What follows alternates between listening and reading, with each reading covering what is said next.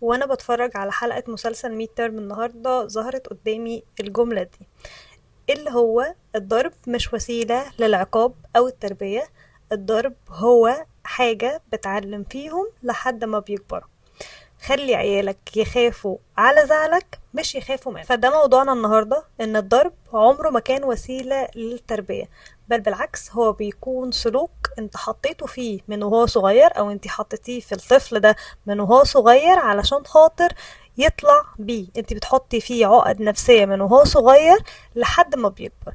يا اما بيطلع شخص جبان، او شخص خواف، او شخص بيخاف ان هو يقول رأيه، يا اما بتقلب معاه بالعكس وبيطلع نسخة منك او بتطلع نسخة منك. بيطلع نسخة منك او بتطلع نسخة منك علشان شايف ان طريقة الضرب دي هي الوسيلة الوحيدة للقوة اللي اتسلبت منه وهو صغير.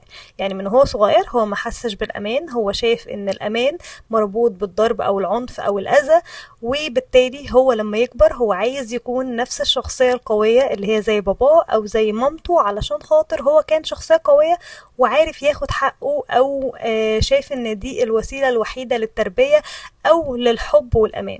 فهو هنا ربط الحب والامان بالاذى، وهنا زي ما بقول هو ربط الحب بالاذى.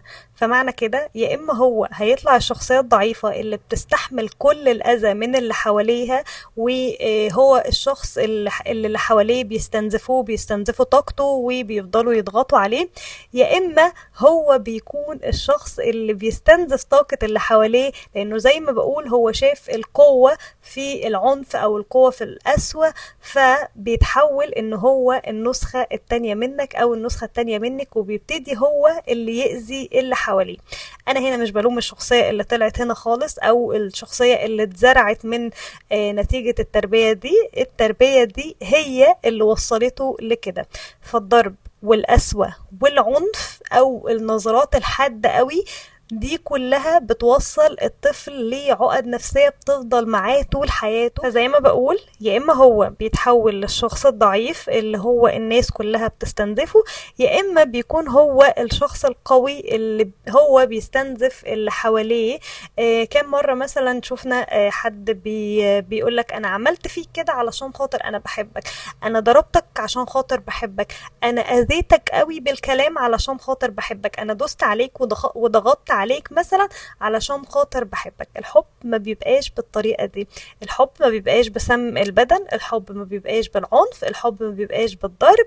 بس لو انت طلعت في التنشئة دي وبقيت دي شخصيتك، فانت عندك حلين: يا اما هتكمل في اللي انت بقيت، يعني اللي انت بقيت فيه للأسف من عنف وأذى وضرب، ودي حاجة هتفضل أذياك انت طول عمرك لأنك عمرك ما تخلصت منها، أو هتكررها مع السلالة اللي جاية في عيالك، أو ان انت هتوقف لحد كده عنف وهتقف وقفة مع نفسك: انا محتاج اعيش حياة مريحة، انا طبيعي مش هنسى الماضي، محدش فينا بينسى كل اللي مر بيه، او محدش مثلا اتضرب بينسى الضرب اللي هو اتضربه، ولا العنف ولا القسوة ولا مثلا النظرات الحادة اللي اتربى عليها، محدش اكيد بينساها.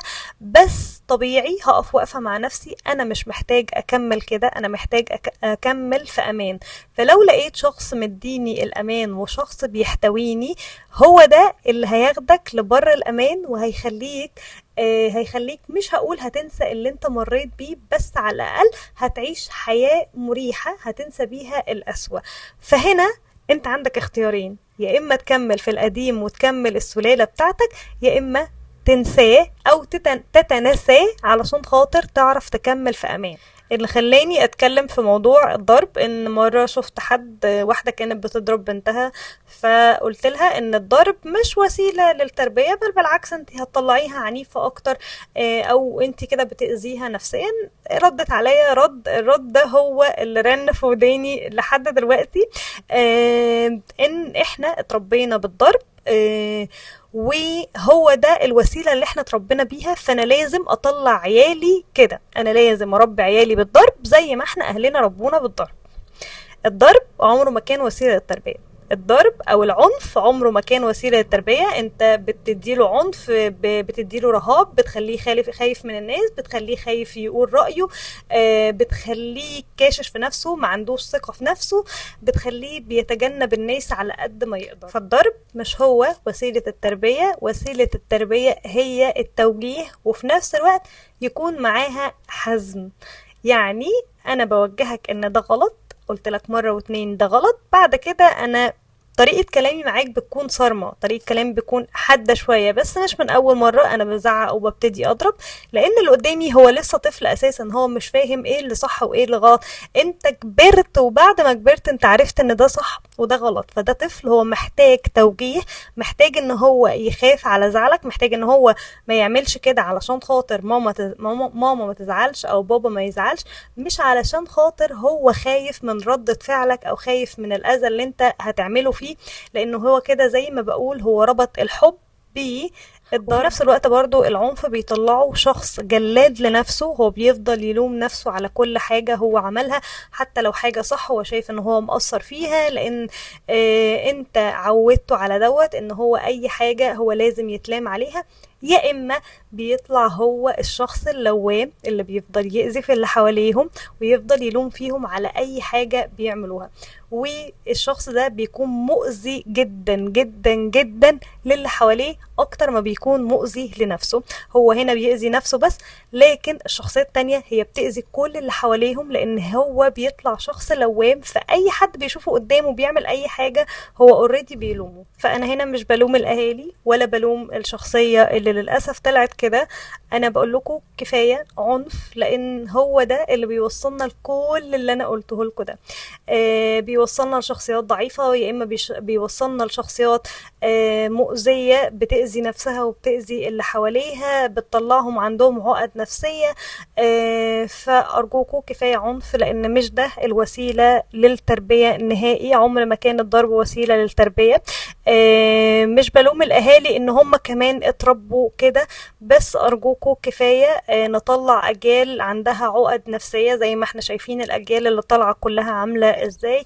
فهنا انت عندك وسيلتين، يا اما ان انت تكمل في اللي انت اتربيت عليه، وده ما انصحكش بيه ابدا، لان انت كده بتأذي نفسك او انت كده بتأذي نفسك وبتأذي عيالك اللي لما يكبروا هيكونوا اعاق ليكي، لان انت ابتديتي بان انت تعقيهم قبل ما هم يعقوكي. او لو انت لقيت الشخص اللي معاه الامان، او الشخص اللي مش بيأذيك، او الشخص اللي مش بيقسى عليك ولا شخص لوام، فهو ده بالنسبة لك هيكون بر الامان، وارجوك ما تضيعوش من ايديك، لان ده الوسيلة الوحيدة للنجاة من كل اللي حصل فيك. يا اما هتختار الامان وتكمل فيه، يا اما للأسف هتكمل السلالة.